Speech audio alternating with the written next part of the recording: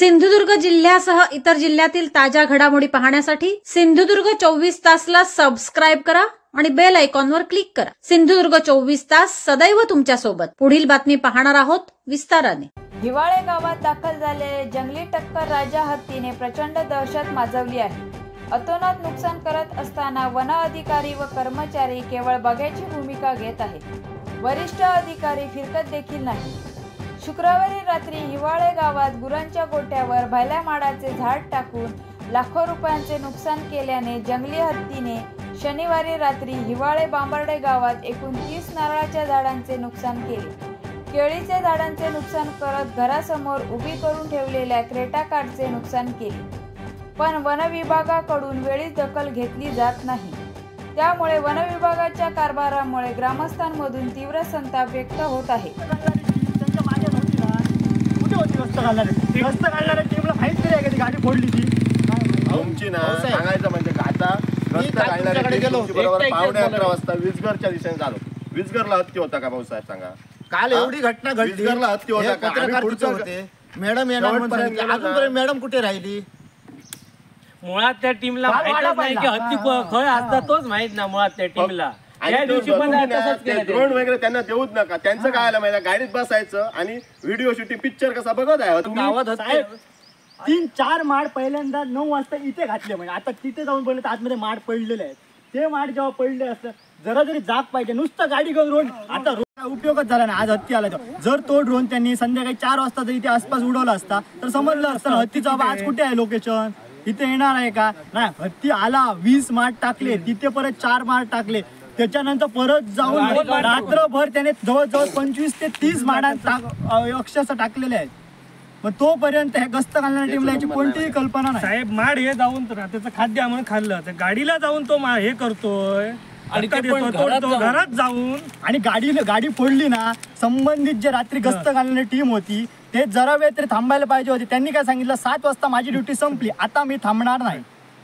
पण ते गाडीवाला निदान सांगा तरी बाबा आमच्या मालमत्तेतून तुमच्या गाडीची नुकसान झाली, जरा वेळ थांबा तरी। अजून पोचले ना, आता 10 वाजले, रात्री 12 वाजता वाटतं गाडी, ह्यांना ती माहीत पण नाही गाडी फोडली वगैरे का।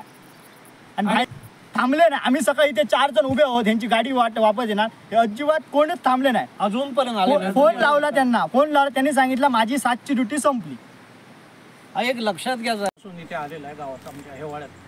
काल तो हत्ती हेवाळ्यात होता गावात, घराच्या पाठीमागे गोट्यावर भिडलो माड पाडून त्याने घातला। गुरं खाली होती, नशिबाने गुरं वाचली, कारण तो माड वर राहिला, त्याला खायचा होता पण त्यांनी खाल्ला नाही। आज संध्याकाळी 9-9:30च्या दरम्यान हा हत्ती गावातून इकडे आला। खाली सूर्यकांत तातोबा देसाई यांच्या 3 काय 4 नारळाची झाडं मोडली, पोकळीची झाडं मोडली, आणि ही आम्ही जिथे आता उभे आहोत तिथे कमीत कमी 12 नारळाची झाडं त्याने मोडून घातलेली आहेत। काय करायचं, ह्या हत्तीचा बंदोबस्त तो तुम्ही करा, तुमच्या सरकारी लोकांना घेऊन या, DOP गणा, वस्तुस्थिती दाखवा, आणि तो हत्ती घाबरत नाही अजिबात लोकांना। आता ही तर झाडांचीच नुकसान केलेली आहे। त्या घराच्या दरवाजा दारात असलेली, खळ्यात असलेली गाडी त्याने काच फोडून उलटी करून टाकलेली आहे। प्रत्यक्ष तुम्ही पाहू शकता त्या गाडी परिस्थिती। समजा आमच्यासारखे लोक त्याच्यासमोर गेले आणि एखाद्याला जर त्याने मारलं तर त्याला तुम्ही काय देणार आहेत? माझं आता 25 वर्ष वय आहे, मी माझ्या घराच्या बाजूला 15 सुपारीची नारळाची नारळाची 15 झाडं केली। ह्या लोकांना विचारा, एक झाड त्याच्यातलं ठेवलं नाही। तुम्ही काय दिलेत आम्हाला? काय देताय तुम्ही? आणि आता तर तुम्ही 500 रुपये पंचनामा करायला 500 रुपयाचा स्टॅम्प पेपर। अहो, एखाद्याचा एक नारळ तोडला तर तुम्ही किती पैसे देताय मला सांगा? त्याचा 500 रुपयाचा आम्ही स्टॅम्प पेपर आणायचा, तलाट्याकडे जायचं, कृषीची सही आणायची, सरपंचाची सही आणायची, पोलीस पाटलाची सही आणायची, येऱ्याझाऱ्या घालायच्या धोड्या मार्गावर। हा कुठचा न्याय साहेब? काय करायचं आम्ही ते तरी सांगा तुम्ही। त्यापेक्षा एक काम करा, आम्हाला इथून घालवा आणि हत्तीनंच हे जंगल द्या सगळं, आणि आम्हाला काहीतरी तुम्ही दरमहा 20-25 हजार पर हेड प्रत्येक घरात तुम्ही द्या, इतकीच आमची मागणी आहे। याच्या पुढे आम्ही झालेलो आहे। माझ्यासारखा तर माणूस हतबल झालेला आहे। मी 75 वर्ष माझा तर वय आहे। मी केलेले ते हे उत्पन्न मिळण्यासाठी केले, हत्ती खाण्यासाठी केलेलं नाही साहेब। आणि जर अशी परिस्थिती कशाला कोण काय करेल मला सांगा?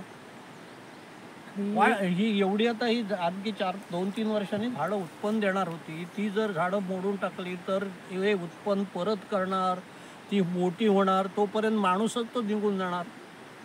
आणि परत होती. आता हा एकटाच आहे, कधी कधी 3 जण एका ग्रुपला येतात, कधी 2 जण येतात, ते काहीच कोण करत नाहीत.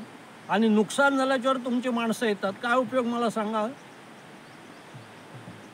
अशी खराब वरिष्ठ अधिकाऱ्यांना पाहणी करण्यासाठी बोलवलं असता शेतकरी जवळजवळ 2-3 तास वाट बघतायत, तर अजूनपर्यंत आलेले नाही. गस्त घालण्याच्या टीमला तर काय माहितच नसतो, पत्ता नसतं कुठे हत्ती येतो आणि कुठे काय. आता घटना होऊन 12 तास झाले तरी पण अजून ते आले नाही आणि येणार पण नाही. येऊन ते थातूर मातूर आश्वासन देणार निघून जाणार. आणि आता त्यांनी सगळे फोन बंद करून ठेवले आणि अजूनपर्यंत या घटनास्थळी कोणी आता आलेलं नाही. एक लक्षात घ्या तुम्ही, हा एकटाच हत्ती आहे. प्रत्येक वेळी आम्हाला सांगताय तुम्ही काय हत्तींचा आम्ही बंदोबस्त करतो, केसरकर साहेब आले, आणखी कोण आले, हत्तीचा काय हत्तीचा बंदोबस्त करणार तुम्ही. दुसरी महत्वाची गोष्ट विशेष करून तुम्ही हे लक्ष द्या, आमची 8 कुटुंब बामारड्याचं एवढं मोठं वांगण आहे, 15 वर्षे ते बंद आहे हत्तीच्या भीतीने, कोण जात नाही. ते वांगण पेरल्यापासून ते कापणी करीपर्यंत कोण राखणार ते. आणि रात्रीच्या माळ्यावर बसल्यानंतर हत्ती आला, उडवला, मग गेला, माणूसही गेला आणि सगळं ते बंद आहे. मी ही गोष्ट 3-4 वेळा बोललेलो आहे साहेब. अरे त्याचं उत्पन्न, आता हे उत्पन्न आहे म्हणून तुम्ही 2 रुपये देताय ना, तर तुम्ही देणार नाहीत. उद्या सकाळी जर इथे काय नसतं तर तुम्ही एक हत्ती यांना ना आवरू शकत नाही. तर सांगा 4 हत्ती आले तर यांचे माणसं असतात 2 या 4च. सगळं एका हत्तीला ते कंट्रोल करू शकत नाही, तर बाकीचे हत्ती आले तर हे काय करणार. आणि मला त्याने तुमच्या माणसाने सांगितलं काय, हो काका तुम्ही जाऊ नका त्याच्या अंगावर. अरे काय करू मी, काय करायचं आम्ही लोकांनी सगळ्यांनी सांगा. आणि बघा हे बघा रस्त्यावरचे आज गाडी घेऊन ते कंट्रोल सुद्धा करू शकतात, पण हे त्यांना करता आलं नाही. ते रस्त्यावरूनच फिरतात, ते मागे पाठीमागे नसतात, ते रस्त्यावरूनच कुठे आहे तो कळतच नाही त्यांना. गाडीत बसून बॅटरी का मारून हत्ती समजत नाही कुठे आहे तो. प्रत्यक्षात खाली आले तरच हत्ती कुठे आहे तो समजू शकतो. म्हणे तो हत्ती कुठे, मला परवा समजतो ड्रोन पण आहे म्हणून सांगतात, पण ड्रोन ऑपरेटर तालुक्यात एकच अशी त्यांची मागणी आहे, एकच प्रशिक्षण दिलेलं आहे ड्रोनचं. तो आता आजारी आहे म्हणून तो 8 दिवस झाले ड्रोन बंद आहे.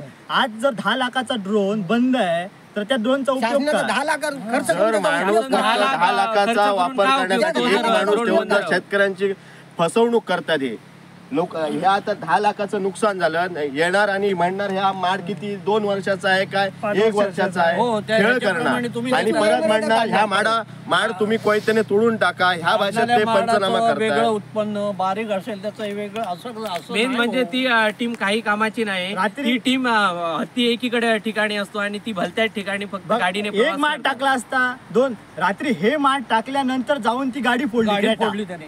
मग ती गस्त घालण्याची टीम त्यांच्या मागे नव्हती का. आज क्रेटा गाडी फोडल्यानंतर सकाळीपासून संपर्क केला, त्यांना गस्त घालणाऱ्या टीमला माहित पण नाही की क्रेटा गाडी फोडली. आम्ही जाऊन त्या क्रेटाचा जो ओनर जो उठला सकाळी, तो बघतो आपली गाडी फुटलेली आहे, तेव्हा तिने हे केलं. तो पाहुणे म्हणून आलेले, लग्नासाठी पाहुणे म्हणून आले आणि गाडी फुटलेली. आता काय त्यांनी करावं. गोष्ट साहेब, हा हत्ती दिसा ढवळ्या रोडवरून फिरतो आणि गाड्या तिथे अडून, परवा तिथे पुढे जो ब्रिज आहे त्या ब्रिजच्या खाली उभा होता. 7-8 गाड्या रस्त्याच्या बाजूलाच आहे ना, गाड्या उभ्या होत्या, आराम मध्ये गेला आणि मग त्या गाड्या आल्या. निसर्गरम्य समुद्रकिनारे, वळणावळणाचे रस्ते आणि टुमदार मंदिरे पाहण्यासाठी पर्यटकांची पसंती नेहमी कोकणाला असते. निसर्गाच्या समृद्धीबरोबरच फिरताना कोकणात मनमुराद निसर्गाचा आनंद लुटण्यासाठी आला तर मग कशाला करता राहण्याची चिंता. देवगड येथील Swami residency AC non AC rooms तुमच्या बजेटमध्ये उपलब्ध. संपर्क 917511 0202 942114 5424 8600 730700. मग कसला विचार करताय, येताय ना देवगड येथील स्वामी रेसिडेन्सीला भेट द्यायला.